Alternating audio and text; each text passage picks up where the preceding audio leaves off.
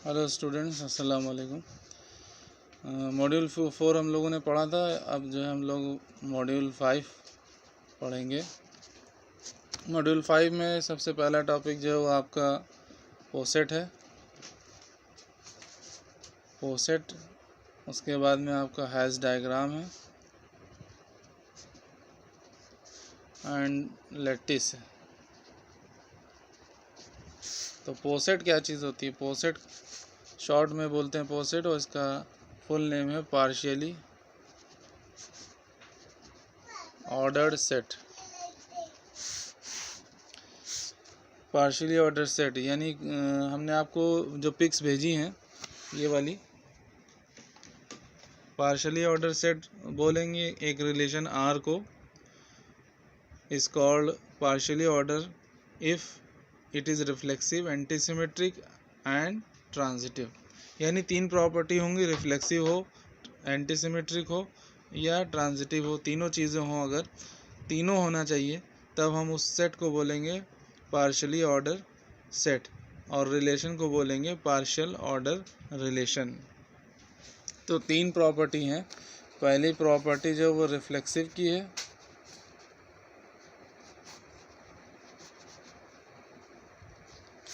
यानी ए टाइप का पेयर होना चाहिए। रिफ्लेक्सिव का मतलब ये है। और एंटीसिमेट्रिक, ए जो है वो बी से रिलेटेड हो एंड बी जो है वो ए से रिलेटेड हो। This imply A is equal to B. इस प्रॉपर्टी का नाम है एंटीसिमेट्रिक।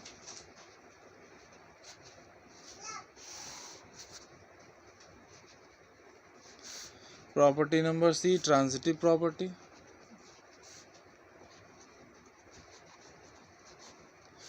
ट्रांजिटिव जैसा कि मॉड्यूल 4 में हम लोगों ने पढ़ा था, उसमें सब रिफ्लेक्सिव, सिमेट्रिक, एंटीसिमेट्रिक, ट्रांजिटिव ये सारी प्रॉपर्टीज़ पढ़ी थी। ट्रांजिटिव क्या था?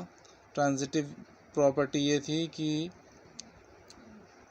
If A is related to B and B is related to C, this imply, इन दोनों से ये इम्प्लाई हो कि A is related to C, A जो है वो सी से रिलेटेड है। तो इस प्रॉपर्टी को कहते हैं ट्रांजिटिव प्रॉपर्टी।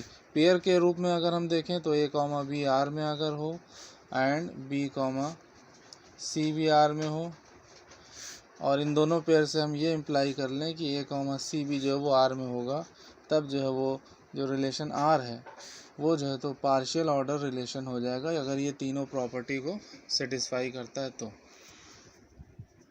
तीनों प्रॉपर्टी अगर सेटिस्फाई होती हैं, रिफ्लेक्सिव और एंटीसिमेट्रिक एंड ट्रांजिटिव।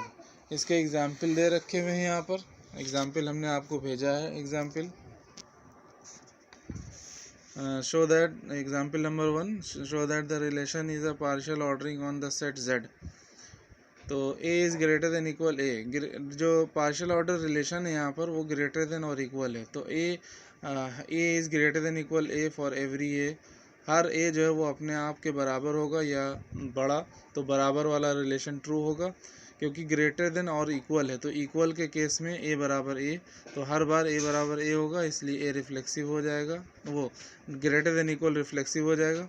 फिर दूसरी property A is greater than B and B is greater than A, तो ये तभी हो सकता है जब A बराबर B हो। अगर दूसरी प्रॉपर्टी हमने लिखी है A is greater than B and B is greater than equal A, ये इन दोनों बातों से इम्प्लाई होगा मैथमेटिक्स से कि A बराबर B है, तो इसलिए रिलेशन जो ग्रेटर देन इक्वल वाला रिलेशन ये सिमेट्रिक हो जाएगा। फिर उसके बाद में A is greater than equal B and B is greater than equal C, इन दोनों चीज़ों से इम्प्लाई कर सकते हैं A is greater than equal C। यानी ये जो ग्रेटर देन इक्वल वाला रिलेशन ये ट्रांजिटिव हो जाएगा। तो ये ग्रेटर देन इक्वल वाला रिलेशन रिफ्लेक्सिव भी हुआ, एंटीसिमेट्रिक और ट्रांजिटिव, इसलिए ये रिलेशन हो गया पार्शियल ऑर्डर रिलेशन। और जो सेट है, यानी जो सेट ऑफ इंटीजर्स है ये Z वाला, इसको कहेंगे पोसेट, POSET, पोसेट, पार्शियल ऑर्डर सेट। इसी तरह से दूसरा एग्जाम्पल है सेट का है, पावर सेट है। कोई भी सेट खुद का सबसेट होता है, इसलिए जो सबसेट वाला रिलेशन है वो रिफ्लेक्सिव हो जाएगा। दूसरी प्रॉपर्टी एंटी सिमेट्रिक वाली, ए बी का सबसेट है, बी ए का सबसेट है, तो ये इन दोनों चीज़ों से इम्प्लाई होगा। सेट थ्योरी में हम लोगों ने पढ़ा था, अगर ए बी का सबसेट बी ए का सबसेट हो तो क्या होता है, ए बराबर बी होता है। तो कोई ना कोई थ्योरी काम आती है कहीं ना कहीं पर। तो यहाँ पर ये जो सबसेट वाला रिलेशन ही एंटी सिमेट्रिक हो जाएगा। इसी तरह ए रिलेटेड ए जो है वो बी का सबसेट, बी सी का सबसेट है। सबसेट का मतलब रिलेटेड है, जो हमने प्रॉपर्टीज़ बताई थी, ए रिलेटेड टू बी, तो रिलेटेड का मतलब है कोई ऑपरेशन होगा, यहाँ पर सबसेट का ऑपरेशन। जैसे पहले एग्जाम्पल में ग्रेटर देन इक्वल वाला रिलेशन है, तो A is subset of B and B is subset of सी।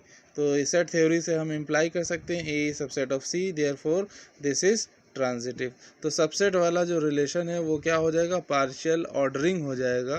किसके ऊपर होगा, सुपर सेट जो पावर सेट दे रखा उसके ऊपर। ए और बी क्या है, वो सबसेट्स हैं। कहाँ के सबसेट हैं, पावर सेट के। तो पावर सेट जो है वो पार्शियल ऑर्डर सेट हो जाएगा, और पावर सेट के ऊपर जो ऑपरेशन लगा है, यानी जो रिलेशन है सबसेट वाला, वो पार्शियल ऑर्डर रिलेशन हो जाएगा। इसी तरह सेट ऑफ इंटीजर का यहाँ पे ऑपरेशन डिवाइड का है, और ठीक इसी तरह से प्रूव करा गया। हमने जो पिक भेजी उसमें कंपैरेबिलिटी के बारे में बताया गया है। एलिमेंट ए एंड बी और partial order set are called comparable if either A is comparable to B or B is comparable to A. ये जो ए लेस देन, ये लिखा हुआ है कि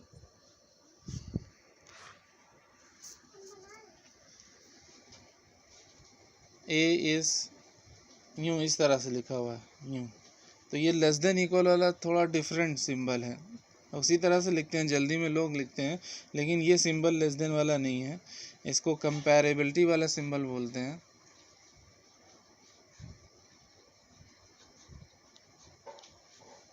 this is the symbol use for comparability. ये less than equal है, तो थोड़ा सा देखने में एक ही जैसा, लेकिन काम अलग अलग है। इसका मतलब ये नहीं है कि ये ए जो है वो बी से छोटा है या बराबर है। हाँ, अगर ये सिंबल कंपैरेबिलिटी वाला सिंबल की जगह पर ये सिंबल होगा तो मीनिंग वही होगी कि A less than equal to B है। अच्छा, कंपैरेबिलिटी का मतलब क्या है, कंपैरेबिलिटी का मतलब ये है कि A is comparable to B हो, या फिर B is comparable to A हो। कंपैरेबिलिटी का इस सिंबल का मतलब का और क्या, इस सिंबल को हमने यहाँ पर जो डेफिनेशंस भेजी हैं पार्शियल ऑर्डर सेट की, वहाँ पे देखिए आप लोग, वहाँ पे ये है कि x partial order y, x comparable to y means x precedes y, और x comparable y means x strictly precedes y। तो दोनों सिंबल एक ही तरह के हैं, बस इक्वल का साइन नहीं है। तो इसको पढ़ने का तरीका वो नहीं होगा जो हम लोग पढ़ते हैं x less than equal y। तो यहाँ पे सिंबल थोड़ा सा डिफरेंट है लेस देन इक्वल से। Means x precedes y। Precedes y का मतलब ये होगा कि या तो a b से रिलेटेड होगा, या फिर b जो है वो a से रिलेटेड होगा। प्रीसीड का मतलब ये है।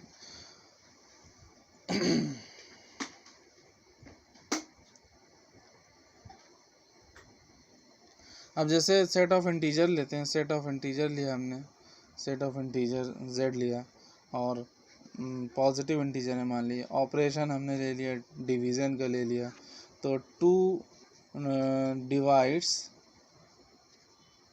4। 2 जो है वो 4 को डिवाइड कर देता है, बट 4 जो है वो 2 को डिवाइड नहीं करता है, टोटली डिवाइड।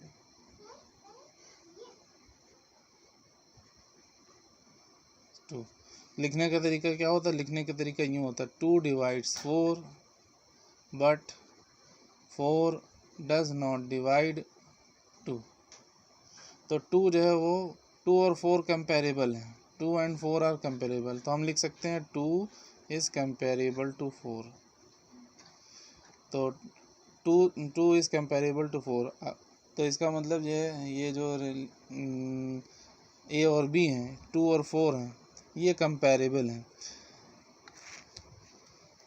अगर इसी तरह हम 3 और 5 लेते, 3 और 5, तो 3 5 को डिवाइड करता है और ना ही 5 जो वो 3 को डिवाइड करता है।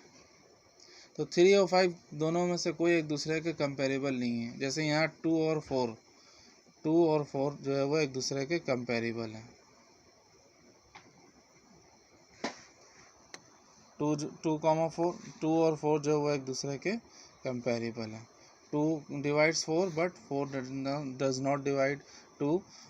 तो कोई भी एक चीज़ अगर हो रही है, जैसे ये वाली चीज़ हो रही है, ये नहीं हो रही है, तो अगर दोनों में से कोई भी हो रहा है तो हम कहते हैं कि एलिमेंट जो वो कंपैरेबल है। लेकिन ये वाले केस में यहाँ पर ना 3 5 को डिवाइड कर रहा है, ना 5 3 को कर रहा है, इसलिए 3 और 5 जो वो कंपैरेबल नहीं है।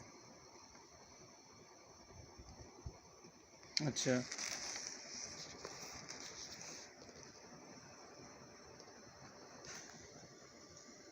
अब यहाँ पे एक चीज़ है total order relation. Total order ये पिक हमने भेजी हुई है। ये है if S comma this operation is a poset and every 2 element of S are comparable. अगर हर 2 एलिमेंट कंपेरेबल हों, हर 2 एलिमेंट एवरी 2 एलिमेंट जो कंपेरेबल हों, then S is called totally ordered और लीनियरली ऑर्डर सेट। जब हर 2 एलिमेंट अगर कंपेरेबल होंगे तो इस सिंबल को कहा जाएगा टोटल ऑर्डर और linear order. A total order set is also called a chain. तो ये दे रखा है यहाँ पर, for example in poset z equal a का एक रिलेशन है, a less than equal b और b less than equal a for all integer. सारे इंटीजर के लिए ये फॉलो होता है।